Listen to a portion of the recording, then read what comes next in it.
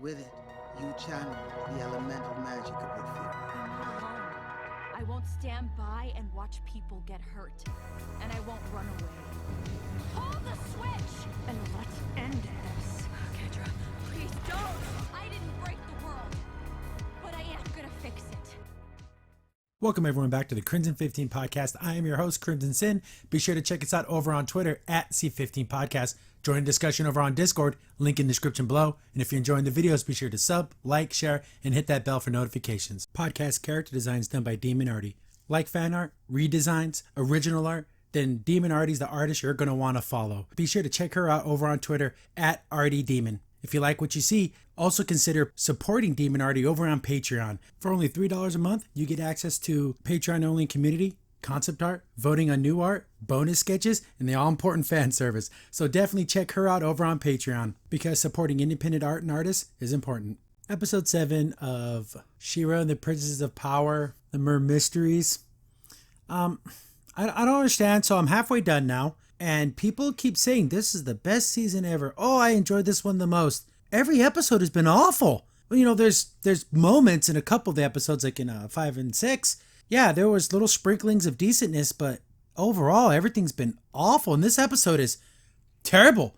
I guess the last 30 seconds is redeemable, but my God, it's so silly and so everyone's acting weird and oh my God. So this is the one where you can tell just from the title.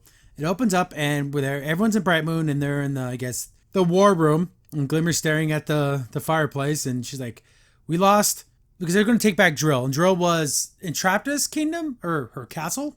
We don't get to see the battle. You know, they did it again. They literally had another battle that we didn't get to see. It's got to be budget, right? There's no other real reason to do that. But we lost, and what do? We have to figure out why we keep losing and how do the Horde stays one step ahead of us. And Mermista actually is right, saying, oh, there must be a spy. And everyone's like, dun dun dun. But this whole concept doesn't work because we, the audience, know it's Flutterina. We all know. So we have to sit for 22 minutes for these dum-dums to figure it out. This is like handing the board game Clue to a bunch of 4-year-olds and tell them make up your own rules and being forced to watch it. That's how ridiculous this is. And because Mermista's like, oh, I should be the one doing this because I read all the mystery books. And she looks like she's happy this happened. She's glad they lost that battle with Drill. She's so glad that they almost died. So she can do this. Oh my God. She goes around talking about how she read all these books in the series and she's like, you know, just jumping around and being silly. Like, it could be any of you. It could be you. It could be you. Oh, and everyone's getting scared. Scared for what reason? The whole lightning bolt gag. SpongeBob. Sure. All day long. Funny as hell. Action adventure show where they're losing a war and people may or may not be dying and we're going to do this. Okay. Glimmer's the only one who's trying to be like, this is stupid. Why are we all acting like this? Like everyone took their stupid pills, but Glimmer in this first part. And they're trying to figure out, hey, remember they thought they were tracking She-Ra, but they never confirmed it or tested it. I remember I brought this up. It was Double Trouble who pretended to be the general lady to bring up that idea. So you're telling me Glimmer never asked her that question again, saying, hey, when you thought it was She-Ra being tracked, what were you thinking about? How do you think they were doing it? The general would be like, what are you talking about, Your Highness? I never told you that. Then things could have been figured out, but no follow-up questions. You just listen and shut up. And I guess they used the whole diversionary tactic again, thinking it would get them to follow She-Ra because they've been tracking her.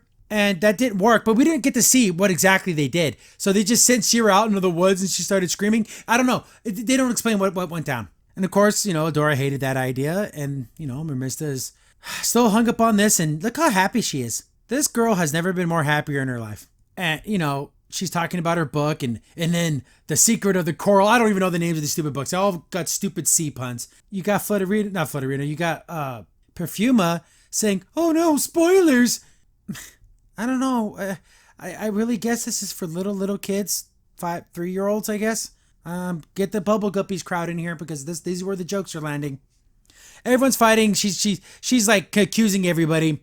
Flutterina goes to her tent. I guess she sleeps outside the castle for some reason. Even in the storming weather, and there's no one else in the camp. It's just Flutterina. So this is all her camp? Ugh, that's so stupid. And, of course, it's Double Trouble. I have people getting pissed off that I keep saying that, but I'm going to keep doing it because it's hilarious. They contact Catra, and Catra's like, "Bo, about time you contact me. Is there any updates?" And they keep saying, we got them in disarray. They lost the battle drill. They're still moping around, but they're starting to think that there might be a spy. And Catra's like, "Hey, have you been compromised?" And they say, no, they'll never guess it's me. I'm too good. And if they do, I'll just turn into somebody else. They turn into one of the guards. Like, which I should have said they should have done from the beginning. That whole Flood Arena plan made no sense. Just be one of the guards to get into the castle and then just secretly become someone close to the princesses. Problem solved. But they're trying to, Double Trouble's just loving this because he gets to pretend, they get to pretend to be all these different people and put on a big show for herself when she's Flood Arena. Then we get every stupid good cop, bad joke ever written in any cartoon of all time. They have a spotlight, but it's like a flower. Like, what? So they have electricity. Do they have electricity or is this magic? They're interrogating the general first. First and foremost, if I was this general, I'd be like, I don't answer to you, princesses. I answer to the queen and no one else, and I'll just walk out of the damn room. That's what I would have done. But she just sits there and takes it. And they're like asking her a bunch of stupid questions. Where were you during the battle? And Marissa keeps like slamming her hands on the table. Then like Perfuma tries to do it. She hurts her hand. She puts her leg up on the table. And then they do like, gets all up in her face and everything. And just like in The Secret of the Apple or something. It's just like that. So this whole time that Perfuma was taking notes, she was taking notes on this. She has really pretty handwriting. Most very flowery kind of hippie girls usually have really nice handwriting. General explains herself and it goes in black and white and it's playing the old like detective music you would have in those like gumshoe old detective shows. Team A indicated the coast was clear and we converged on their signal. Oh my god. You can just skip all this. It doesn't add up to anything. It's like I was out there with, I guess everyone broke up into teams. They all were waiting for signals. They once they give us the signal, then we can infiltrate. Then when the scouts are done, but basically you find out just from this very beginning that Double Trouble was going around pretending to be the other princesses to screw up this whole entire plan. They get ambushed and there's a whole bunch of these soldiers. Like I'm talking dozens and dozens of them, more than we've ever seen. Even in the Siege of Bright Moon, they didn't have that many soldiers. But why isn't she wearing her armor? Didn't she have like a helmet before? Whatever. She's hella cute. I actually like this character. But she's like, that's what happened. We get to Bo and the hippies interrogation, which didn't happen. It's weird. Like it feels like there was a scene that was skipped, but whatever. It's Frosta's doing the interrogation and Bo is like going crazy. He must have, I don't know, ate some bad berries or he's high on something because he's like incriminating himself. It could be me. I could be the secret spy and not even know it. He like puts a spotlight on himself and he just like keeps admitting to everything even though he didn't do anything. Why is this happening?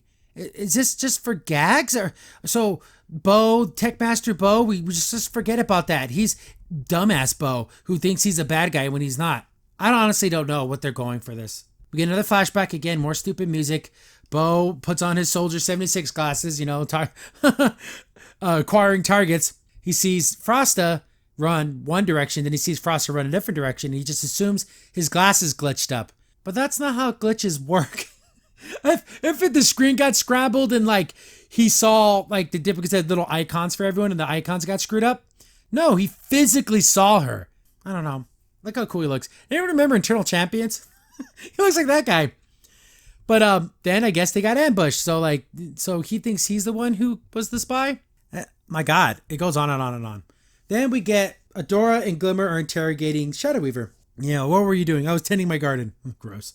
Look at Adora's gigantic forehead. Was that Beavis? With the blonde hair? My God, they're brother and sister. And of course, Adora doesn't trust Shadow Weaver because she has no reason to, because she knows how manipulative she can be, how evil she is, all the terrible, awful, horrible things she's done. Then, they try to play up the scary aspects, or I don't know. I don't know. Oh, this morning I was performing a ritual Then I'm like, she's like, putting all these different ingredients into her pot, and she was making tea. Oh my God. Glimmer basically vouches for her, saying, yeah, we make her tea. And where were the guards? Oh, she doesn't need guards anymore because Glimmer like said you don't need guards no more. That's really, really dumb. That's really, really, really dumb. I don't know what this whole deal is with her. I know she's teaching her magic and everything, and that's nice and all. But, I mean, did Adora really ever explain to Glimmer what everything that Shadow Weaver's done in her life? The manipulations, the abuse, the emotional trauma, all those things. And then Glimmer's like, oh, F that. She helps me learn magic. Is that really how it went down? Or did she never explain these things? But they're just arguing over the whole situation. And then Shadow Weaver's, she's like, every second you spend wasting time, the Horde is getting stronger. So you guys need to move on. Then they talk to Seahawk. Skip the next minute and a half. It's not funny. This is rapid fire lame jokes. I've never experienced as many horribly written, unfunny jokes than this episode. They're talking to Seahawk, and I guess they didn't even ask Seahawk to come in. And he's like, oh, this is what happened. And then he has his fantasy about what went down. And I fought off about 100 soldiers. It was like 200 soldiers. And then he says, this is the only part, like, at least we know he's physically attracted to Mermista, which is nice for a boy to be attracted to a girl in the show. And he like sees her in the moonlight. She's all like kind of anime style. And he's like up there to go talk to her. But it's like the attack was during the day. Then they get the ambush goes on, and then he's like carrying Mermista like she's like some damsel in distress. And I fought 100 soldiers. It was 150 soldiers. And he just keeps embellishing his really dumb story. Then he asks the ladies if they want to watch him do squats. Is that some kind of fetish? Is this some kind of pervert thing? They kick him out of the room. And then we get to Glimmer and Adora are questioning Flutterina. And I'm thinking, okay, this is where Double Trouble's going to have to play their cards right, because they can really screw themselves over. It's funny because Flutterina's acting like she doesn't know what's going on, but she obviously does. Oh, is everything okay? You guys look distressed out, and what's going on? And, this seems to be happening after, all that battle. But she was in the room. They're trying to figure out who the double agent is. So this the way that she's acting, trying to deflect away from the investigation, is a giant red flag. But she gets Glimmer and Adora fighting again about how, you don't include me in your plans. You just make decisions. You could have told me about Shadow Weaver, but, Glimmer's kind of doing it also like, I'm the queen. I can do what I want, which is true. They're supposed to be closer than that, but they just start this giant fight and Flutterina just sneaks out. He. They all start running around, and apparently they question, remember those three chefs from Drill? We got the cupcake lady, the soda guy, then the little chef. And she's like, I'm making little scones. Those aren't scones. I make scones. Those aren't scones at all. Then they're talking to some random guard, and the guard's like, I read those books too. Oh, I like The Secret of the Jade something. And then Mermista's like, oh, that book sucked. It was so predictable. And why? Mermista's a stocky girl, but this looks awful. Like, her shoulders are weird shaped. It's stupid. Swiftwind's in there, and they don't show any questioning with Swiftwind. Swiftwind doesn't talk. I'm thinking, again, there's budget issues where they couldn't pay the voice actor because for Swiftwind just makes horse noises. Then they do this weird angle that's like between his legs. I know that he's not anatomically correct, but look at the look on Flutterina's face. Makes me think that they're looking at something they shouldn't be.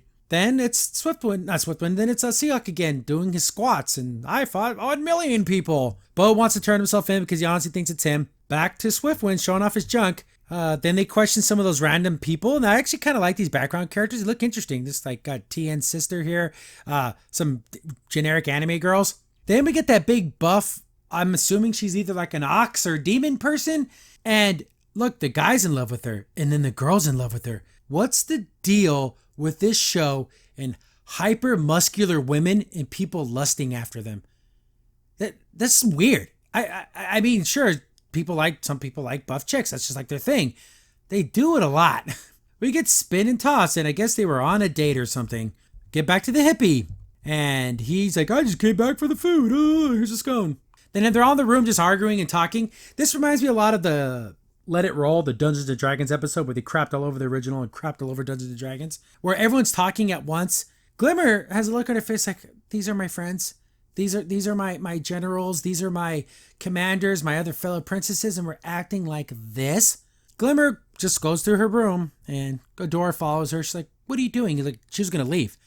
And do what? Just show, again, that's what Adora actually tells her. You're going to go fight this battle by yourself? That's impossible. You're going to get killed. You're going to get hurt. We have to do this together.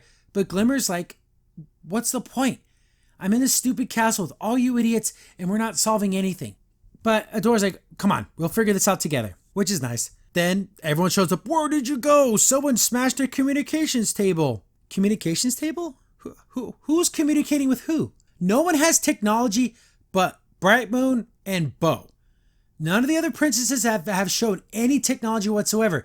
Perfumus people live in the woods. They don't even have running water or plumbing. So who are they contacting? Why would they even need this damn thing?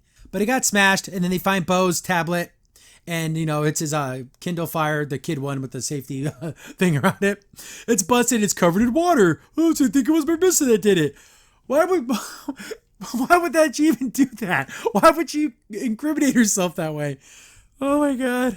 They're all just sitting in a room, and everyone's like looking at everyone because no one can trust anybody. And they keep bringing up stupid crap, and, they start yelling, and they start blaming each other. Oh, it could be you, Perfuma. Oh, Frosta, the water could have melted. It could have been yours. Oh, no, it was Mer-Mysteries. So, and then Bo's like, oh, my God, it's me. Seahawk, it's not me because I was fighting 5 million people. I'm laughing at a delirium. Oh, my God, this episode's so bad. So they keep fighting and fighting and fighting. They made mention that there was a backup communications device in the kitchen. So they thought, okay, so Flutterina's trying to find a way to sneak out to get to that kitchen. Adora and Glimmer start having a big old fight. Oh, you're just jealous because I'm the queen. I get to make the decisions and you're not. Why would Adora be jealous of that? Was she ever jealous of Angela? Like, it's just a weird thing to even bring up because it's so not true. The only thing that they could be jealous of each other is the fact that Adora gets to go out and fight and Glimmer really didn't get to do that. Adora is seen as the hero because she's She-Ra, and, even though Glimmer's a queen, it's kind of more of like a royal position. It's not the hero of Etheria. So though I can see some of this argument coming out, Flutterina sneaks out and she's looking for that other tablet, but dun, dun, dun, they set a trap. And we figured that out. We know she set a trap, but she tries to fight her way out, and this is really dumb. She literally runs up to Adora and kicks her in the shin. Yeah. She-Ra, champion of Etheria, allowed a 4-foot, 70-pound little girl run up to her and kick her in the shin, enough to knock her down, and then just run away and no one else caught her. Ridiculous. But I guess they put like a trap spell, the same one they put Shadow Weaver in, and Flutterina's caught. Double Trouble's done. So I'm thinking, okay, what are they gonna do now? Then look at Mer-Mysteries' face. God, she's having a bookgasm. My favorite part is when they reveal how they did it. I'm surprised she didn't just pass out. Then I guess the whole thing like planning a trap. So me and Shadow Weaver set this up. We knew that if we started fighting and caused a distraction, the person who was the double agent would sneak out and try to get this other communication device. So we followed you and now we caught you. So what are you really? Because they starting to even figure out that Flutterina's not a real thing. Double Trouble starts changing into everyone and reveals themselves. Double Trouble just gives out the whole entire plan. Oh, this is one big giant diversion. This whole time it was all me. I don't know why they have to explain this. Amidst everything talked about during the battle, they switched into all these different characters. I've just been, making you guys waste your time because they went and took out the seawall. This is something I brought up in the what I wanted to see in season 2. I think we brought this up. Like, oh, this should be like sea patrols. This is something Seahawk and Mer-Mysteries should be handling. Covering the waterways, trade routes, things like that. So I guess once they bust this seawall, it makes it quicker for them to get around. But they've shown that they can get anywhere in Etheria in a few hours.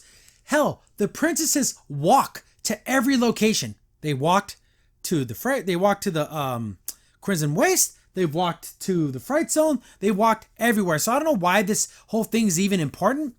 But I guess this whole time it's already been attacked. The attack's already over. Hordak gets his arm bust, his Mega Buster cannon. It's pretty cool. He blows up the freaking gate. And look, here you go, Mer-Mysteries. Here's your murder mystery. Here it is. Everyone in that town or whatever in that village is dead now. Look at your face. Aren't you so happy? Aren't you so glad you get to figure this out?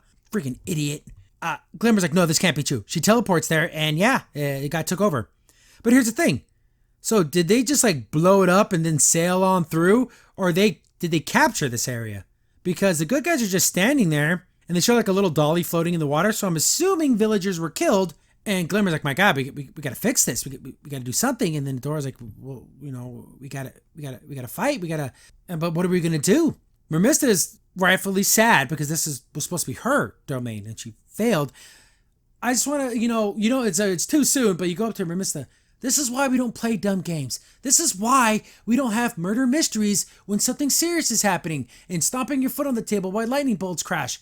That's why you don't do that. Hordak and Catra give each other a little look like, yeah, we did a good job. And we get Big Daddy Hordak, Horde Prime. Look at all these ships. What is that? A few dozen that can fly and bombard from outer space? What's the point? We see a little bit of Horde Prime's face. I guess he has long hair. And he smiles. End of episode. But damn, this could have this last like minute and a half. This is the whole episode. Because everything else we already knew. We already knew Double Trouble is a shapeshifter. We already knew that they could do all these things. So we learned nothing. They wasted 20 minutes of my life. And yeah, this episode didn't need to exist. You know, like when season 3 had like 6 episodes and they had to rush everything. They dedicated an episode to this. Just think of that. So could you imagine the show had 30 episodes? What kind of incredibly stupid crap they would come up with? But yeah, this is definitely the worst episode so far. Just because it's a big, giant waste of time. And maybe if we, the audience, didn't know Double Trouble was Flutterina, maybe it would have been interesting for everyone to figure out what was going on. But no, we knew from the beginning, so no stakes, no nothing. Mermista at least got her comeuppance at the end. You see, the reveal of how they caught the murderer is my favorite part! Crimson Saint here. Thanks for watching the video. If you're enjoying the content, be sure to sub, like, share, and hit the bell for notifications so you don't miss a single upload. If you have any tips or story ideas, hit us up on Twitter at C15Podcast, or better yet, join our Discord server, link in the description below.